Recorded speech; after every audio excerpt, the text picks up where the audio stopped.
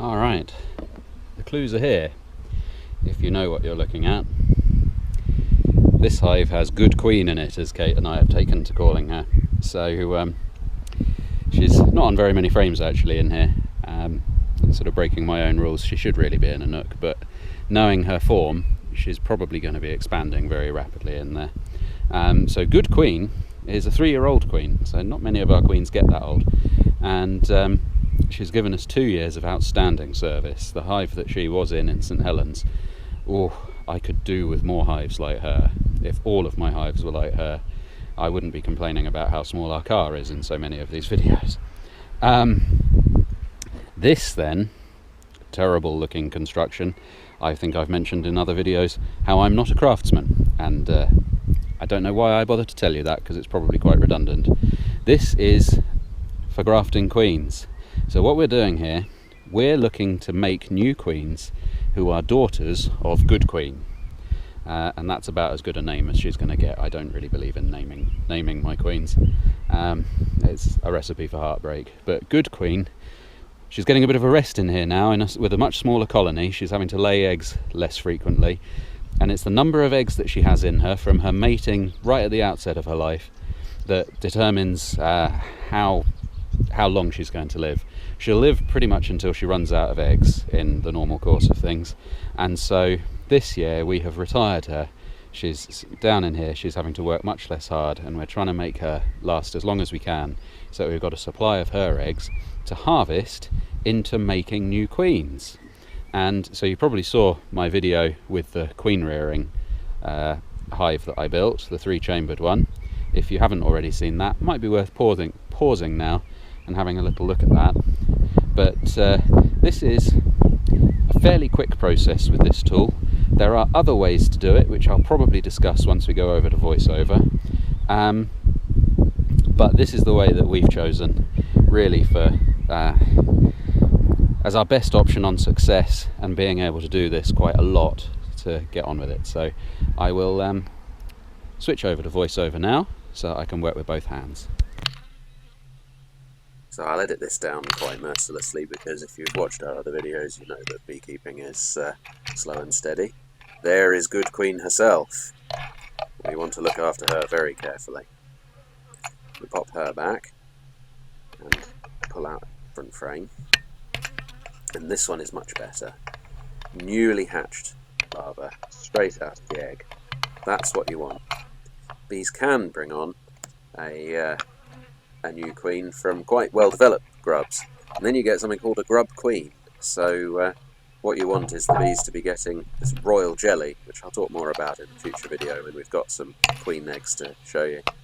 But they've got to get royal jelly in from the get-go, really, to be a really nice big fat queen with the capacity to be well mated and have lots of eggs to last her a long time. And so yes, so this frame is spot on. Lots of newly hatched larvae, just what we want.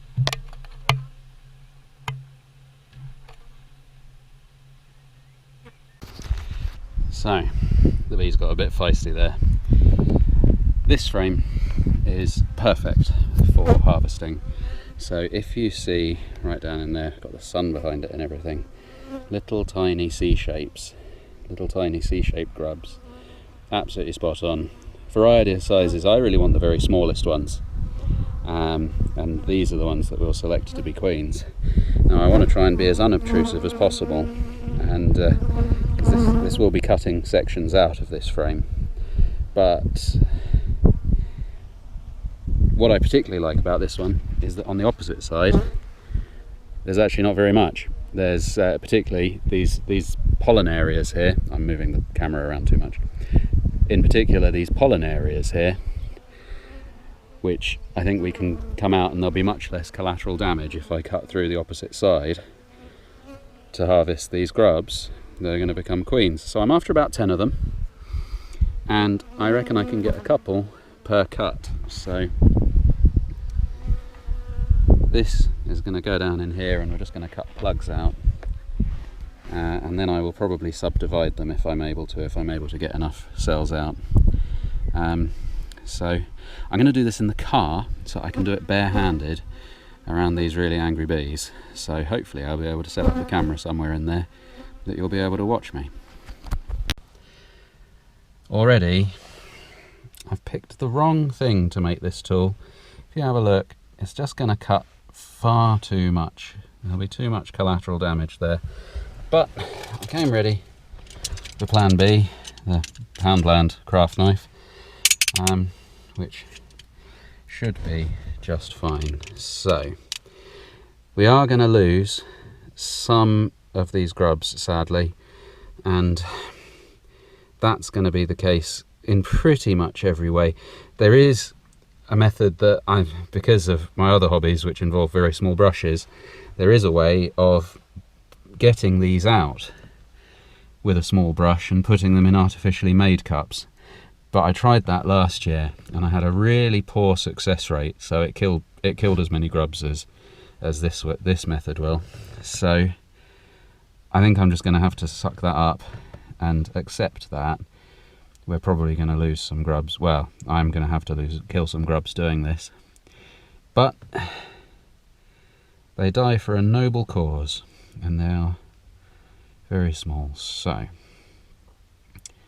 if I take an area,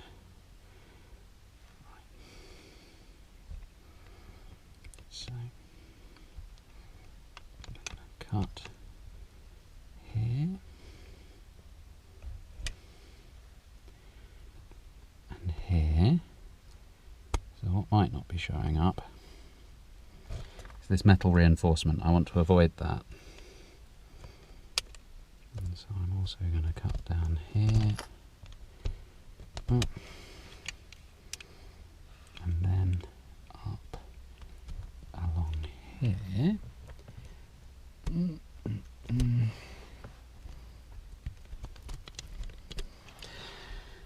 So this hole that I'll make, I'll come back maybe next week and show you. The bees will tidy that up like you wouldn't believe.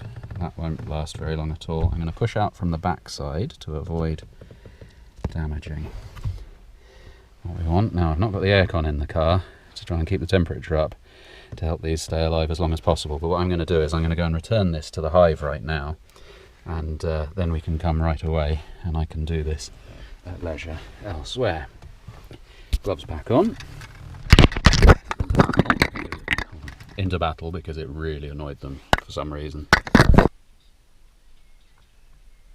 They were in fact so belligerent that I completely forgot to put the camera back on. So I've stopped off at Kate's office here. Look at how neat and tidy it is. One of us is an actual professional, and it gives me a nice surface to get this done. As the day was beginning to cool off, it was better to be indoors, and fiddling around like this in the car would have been a bit of a nightmare. So what I'm doing is I'm looking to cut around the cells with a larva in, and I'm wanting to leave the cell of the larva that I select in one piece. So you'll see me very carefully trimming off the excess here, but we will leave a complete hexagon with a larva at the bottom of. And then what you'll see is me struggling with a really rubbish lighter. I need to get a better one. And I've got some blobs of wax already melted onto the frame there. And then very carefully on the reverse side, melt the honeycomb there very, very quickly because I don't want to cook the larva. So there's a very, very short application of heat. And then we just press it on and so that it's held on by being melted into the wax. So here we go again. And I just repeat this 10 times. But again, I'll edit this fairly mercilessly for you because you don't need to see me struggling 10 times with a bad lighter. So we cut through to number 10. Still not got the knack of the lighter. And you know, this is the perils of Poundland. Buy cheap, you buy twice, and curse a lot. But we get our final one on eventually. Look at me being patient. You wouldn't believe it was Friday. And on she goes. So, what you'll see, they're held on there. They're facing downwards, like queen eggs should be. And then we replace them into the rearing hive that I showed you in the previous video. So we make some space for them. This frame coming out has got barely anything on it, just a little bit of drawing and some bees. So we can take that out for some space, just return the bees to the hive there, shake off as many as we're able to.